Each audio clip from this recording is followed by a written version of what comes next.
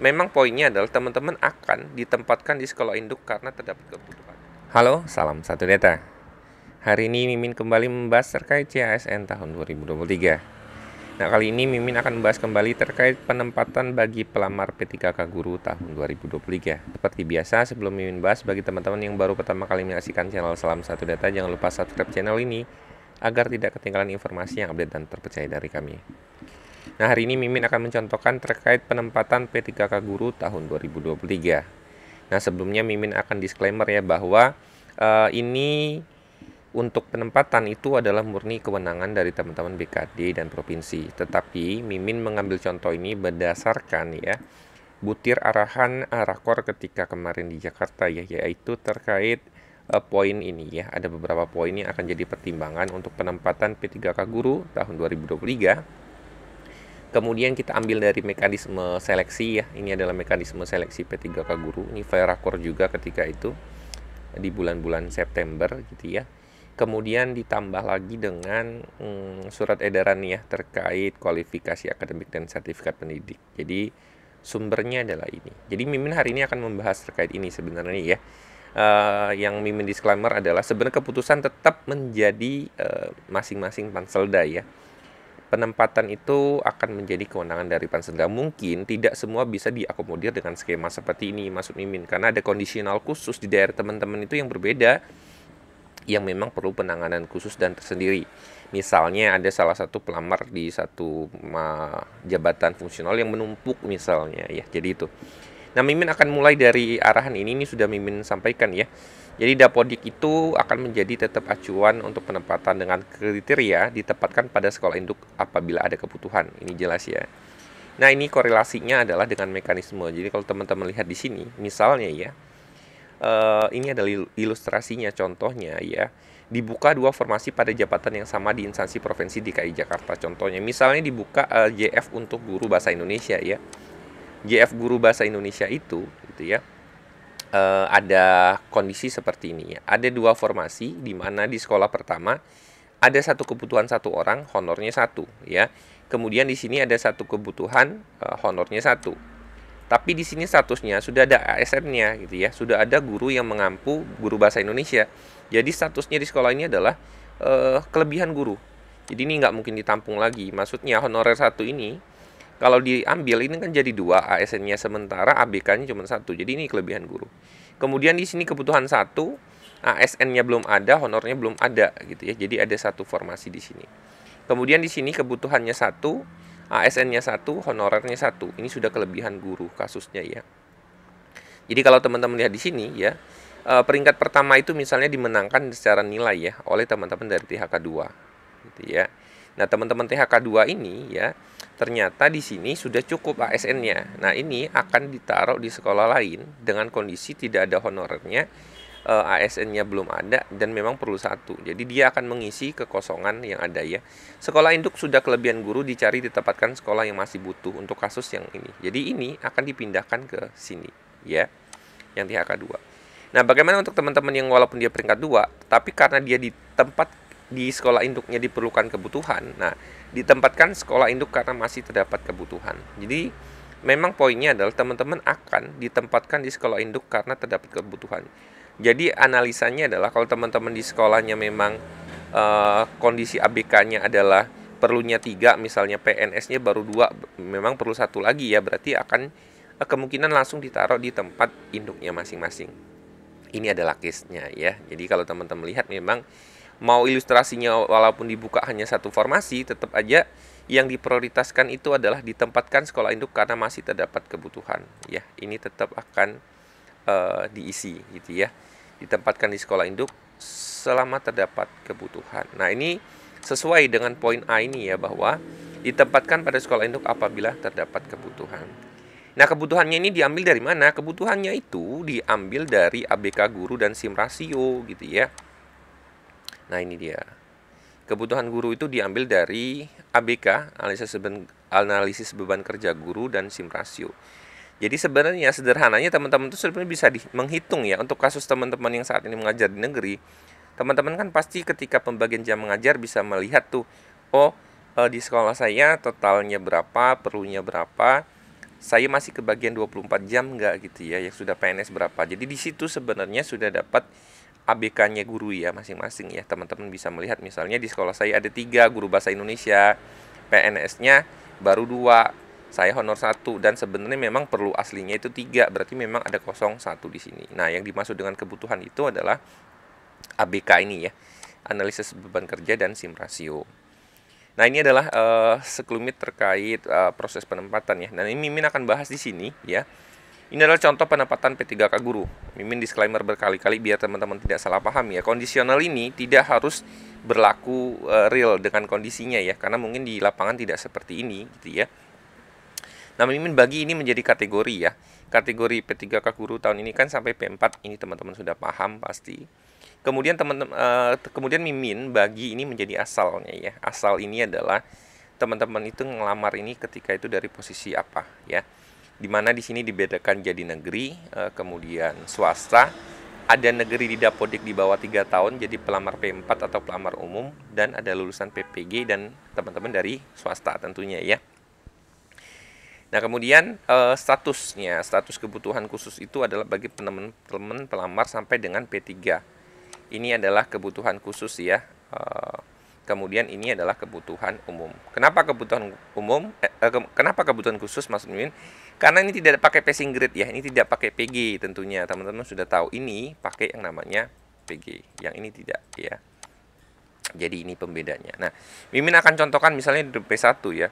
P1 bagi teman-teman yang memang mengajar di sekolah negeri ya. Ini dia yang sudah ada induknya di negeri. Ketika kebutuhannya ada, ini akan ditempatkan di sekolah induk sesuai peringkat. Kenapa Mimin bilang disesuai dengan peringkat? Karena yang diambil kan memang peringkat terbaik harusnya ya. Nah, disesuaikan peringkat itu maksudnya di sini. Misalnya misalnya formasinya tinggal 1. Ternyata yang lulus P1 di induk itu di jabatan yang sama misalnya 3, misalnya banyak gitu ya. Formasinya misalnya cuma 1 gitu ya. Jadi ketika ditempatkan di sesuai induk, dia peringkatnya yang terbaik, kemungkinan dia yang akan ditaruh di sini ya. Atau memang formasinya 1 dan kebutuhannya 1 ya. Jadi ini pasti yang bersangkutan akan ditaruh di sekolah induknya. Nah, khususnya untuk P1 dari negeri ini ketika kebutuhan ada, ini akan ditaruh di tempatnya. Nah, kasusnya P1 di negeri kebutuhannya tidak ada gitu ya. Nah, ini kebutuhan tidak ada, maka ditempatkan di sekolah yang ada kebutuhan. Misalnya yang bersangkutan itu memang di negeri dan P1, tetapi yang bersangkutan ini mengambil ya mapel atau jabatan fungsional yang di sekolahnya tidak ada gitu ya. Jadi ini akan dicarikan di sekolah yang ada kebutuhan. Berarti mencari yang linier yang dia bisa ditempatkan. Nah, Mimin ada sedikit contoh ya, misalnya ya. Untuk SMK, guru yang mengambil mapel prakarya dan kewirausahaan, jabatan yang dilamar tidak sesuai jenjang. Kenapa? Karena kalau dilihat di SE ini ya, prakarya. Nah, prakarya dan kewirausahaan itu adanya di SMP dan SMA gitu ya. Dia bisa mengambilnya di SMP dan SMA, tidak ada untuk di SMK-nya gitu ya. Jadi inilah kenapa untuk kasus yang ini ya, contohnya paling banyak guru PKWU. Walaupun ya kasusnya saat ini teman-teman yang PKWU kan di SMK nggak masalah ya, maksudnya lancar-lancar aja, sertipnya juga cair dan lain-lain ya. Tapi secara nomenklatur ini tidak. Nah, apakah nanti ini akan tetap ditempatkan di SMK? Ya kita tunggu saja dari teman-teman Dinas dan Kemdikbud ya yang akan memikirkan ini. Jadi Mimin kasih contoh itu paling banyak misalnya yang PKWU ya. PKWU untuk SMK, terutama untuk SMK ya, karena statusnya jabatan dilamar tidak sesuai jenjang. Karena secara mekanisme memang ya itu tadi Mimin sudah sampaikan ya. Walaupun yang Mimin bilang kondisinya di SMK juga saat ini kan teman-teman yang mengampu serdik PKWU pun nggak masalah ya, tetap lancar-lancar saja kan, tidak masalah dengan serdiknya, tetap cair dan linier dan valid. Nah, ini ditempatkan di sekolah yang ada kebutuhan ya. Kemudian P1 swasta. Nah, P1 swasta ini sama kasusnya ya. Nah, di sini kan teman-teman itu Mimin nggak tulis ada atau tidak ada, karena teman-teman swasta kan memang tidak induk di negeri gitu ya.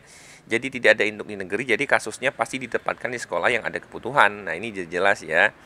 Kemudian begitu juga sama untuk status P2, ini THK2 ya. Ini adalah bagi teman-teman THK2. Ini sama kasusnya. Kemudian ini untuk P3, ini yang cukup banyak dan paling banyak ya untuk di tahun ini. Ketika kebutuhannya ada, pasti di sekolah induk sesuai peringkat ya. Ini ditaruhnya di situ. Nah, P3 ini juga sama kasusnya. P3 ini ada yang ini kasusnya yang linier di jenjang dan tidak linier di jenjang ya. Jadi kasusnya sebenarnya semua itu ketika teman-teman di sekolahnya ada kebutuhan berdasarkan ABK ya, itu harusnya akan ditempatkan di sekolah induknya gitu ya. Dan ini pun sebenarnya untuk menghindari bahwa banyak yang sudah masuk ke min kalau ditaruhnya jauh saya nggak mau ngambil bagaimana min untuk penempatannya kayak mana kalau nanti habis SK saya nggak mau ngambil dan sebagaimana yang panjang lainnya gitu ya. Jadi sebenarnya ini akan diprioritaskan dan ini pun untuk menghindari, kalau teman-teman ingat tahun kemarin itu tahun 2022 P3K guru itu formasinya mengikuti pemenang ya. Jadi kalau di sekolah A dia lolos formasi ya ditaruhnya langsung di situ, ditempatkan, dipindahkan formasinya ke lokasinya. Nah, tahun ini dikembalikan kepada teman-teman Dinas Pendidikan tentunya ya. Nah, kemudian ini P3 negeri. Nah, ketika tidak ada ditempatkan di sekolah yang kebutuhan. Nah, berarti banyak bertanya kepada Mimin, Min yang ketika ininya tidak ada, kebutuhannya tidak ada, berarti saya akan dipindahkan ke sekolah yang lain dong yang ada kebutuhan. Jawabannya harusnya iya, karena kalau tidak ada kebutuhan teman-teman pun nggak bisa dipaksakan di situ gitu ya, kecuali kan memang suatu saat itu ada kebutuhan dan itu jadi ada yang BUP ya, batas usia pensiun dan kosong formasinya. Nah, logikanya teman-teman itu sebenarnya tidak bisa dipaksa ya, ketika tidak ada kebutuhan mau diapain. Misalnya ABK perlunya 3 guru, di situ saat ini sudah ada 3 guru ASN ya udah cukup. Kalau dimasuk sama teman berarti dipaksakan jadi 4, malah mengganggu ABK dan berlebih ya hitungannya ya. Sehingga ada yang tidak memenuhi ketentuan untuk minimal jam 24 jam misalnya ya. Nah, ini adalah analoginya. Jadi sebenarnya bagi teman-teman yang ininya tidak ada kebutuhan, ini ya akan ditempatkan yang ada gitu ya. Nah, sebenarnya yang akan banyak galau itu pasti dari teman-teman yang negeri tetapi tidak ada. Kenapa? Kemungkinan kan soalnya yang guru tersebut akan dipindahkan sekolah lain. Tapi harusnya ini tidak bermasalah bagi teman-teman swasta ya, karena teman-teman swasta ini memang tidak ada induk di negerinya, dan jelas dia pasti akan pindah, mau pindah dimanapun statusnya tetap akan sama, tetap pindah gitu ya, tetap akan pindah menempati sekolah yang baru ya. Nah, ini adalah kasusnya. Untuk teman-teman negeri di bawah 3 tahun juga gimana? Nah, untuk negeri di bawah 3 tahun lulusan PPG dan swasta ini sama, ditempatkan di sekolah yang ada kebutuhan. Nah, ini jelas lah ya, ini pasti termasuk juga teman-teman PPG. Teman-teman PPG ini juga belum ada di Dapodik kan ya, jadi belum mau ditaruh dimanapun, ini fleksibel sebenarnya ya. Sama teman-teman swasta juga, ini nggak ada sekolah induk di negeri akan ditaruh di tempat yang sekolah barunya pasti ya, akan diploting di sekolah barunya nanti gitu. Jadi ini adalah satu lagi misalnya ya. Untuk SLB itu guru mengambil mapel bahasa Indonesia ekonomi, guru ekonomi atau guru bahasa Inggris ya. Ini kasusnya pasti jabatan dilamar tidak sesuai dengan jenjang. Karena kalau untuk di SLB biasanya kan GPK ya, guru pendidikan khusus nih ini untuk teman-teman SLB gitu ya. Kalau teman-teman mengambilnya lintas yang seperti itu ya, ngambilnya di tempat lain dia tidak sesuai dengan jenjang. Nah, ini juga mungkin terjadi banyak kasus di teman-teman. Ini kebetulan Mimin bahasnya lebih fokus kepada Dikmen ya. Makanya ada SMA, SMK, dan SLB. Kalau teman-teman di Dikda sama ya. Jadi kalau teman-teman lihat di sini ya, bahasa Inggris. Nah, kalau teman-teman lihat nih ya, untuk bahasa Inggris itu di poin ini ya. Poin ini 52, 5 sampai di sini ya untuk bahasa Inggris itu ya. Bahasa Inggris itu bahkan sekarang sudah bisa untuk di guru SD ya. Ya, ini jadi pertanyaan dari banyak-banyak teman-teman guru PGSD yang akhirnya kedapatan banyak pelamar dari guru-guru bahasa Inggris yang akhirnya pindah ke SD gitu ya. Jadi ini adalah sekelumit untuk metode penempatan P3K guru ya. Jadi teman-teman pastikan cek saja kondisinya ada di berapa. Kemudian teman-teman cek saja di sekolahnya ada kebutuhan atau tidak. Nah, untuk mengecek secara sederhana sekolah ini ada kebutuhan apa tidak, itu teman-teman itu bisa cek secara manual berdasarkan ABK ya, dihitung saja di sekolahnya. Atau biasanya tiap daerah itu kan sudah aplikasi untuk ABK dari Dinas Pendidikan ataupun dari BKD setempat ya. Nah, sebenarnya teman-teman Kemdikbud itu ketika itu sudah membuat aplikasi SimRasio ya. Tetapi ini tidak diteruskan dan mungkin diganti aplikasi lain ya. Nah, ini adalah tampilan dari aplikasi SimRasio ketika itu ya. Jadi sebenarnya teman-teman itu dulu sudah bisa melihat analisis untuk per wilayah bahkan ya. Ini kebutuhan gurunya apa, tetapi ini tidak bisa diteruskan lagi karena memang ini datanya tidak pernah diupdate lagi ya. Terakhir Mimin lihat 2019. Jadi sebenarnya kalau ada ini kan kita bisa cek ya data per wilayah, kemudian rekap per wilayah gitu ya. Kemudian ada data formasi gitu ya. Jadi teman-teman bisa melakukan pengecekan sebenarnya ya. Bahkan di Info GTK kalau teman-teman masih ingat ketika itu kan ada di Info GTK tahun 2022 ya. Itu ada kebutuhan guru yang teman-teman bisa cek. Tapi sekarang di Info GTK juga tidak muncul lagi yang seperti itu gitu ya di Info GTK 2023. Nah, berikut ini adalah penjelasan Mimin terkait penempatan. Nah, patokannya adalah dimanapun teman-teman ditempatkan. Mimin lagi-lagi bilang bahwa teman-teman silahkan pikirkan baik-baik dan ingat ini adalah rezeki teman-teman yang mungkin sudah dinantikan banyak-banyak orang yang statusnya masih P dan belum L gitu ya. Semoga informasi Mimin ini bermanfaat bagi teman-teman. Salam satu data.